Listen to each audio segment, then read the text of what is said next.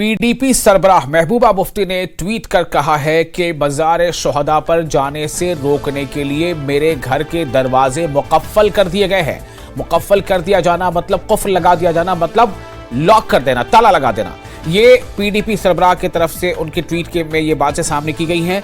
PDP सरबराह Mehbooba Mufti ने tweet किया है, उन्होंने लिखा है कि मज़ार शुहदा पर जाने से रोकने के लिए मेरे घर के दरवाजे मुकफ्फल कर दिए गए हैं। मज़ार शुहदा जब्र और नाइंसाफी के खिलाफ कश्मीर की मज़ाहमत की अलामत है।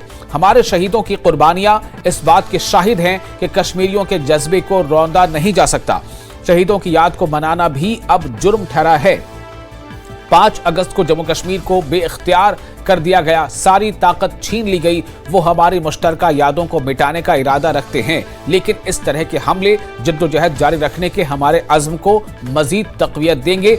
ये वो अल्फाज हैं, ये वो बातें हैं जो पीडीपी सरबराह महबूबा मुफ्ती ने ट्वीट में दर्ज किया है, लिखा है।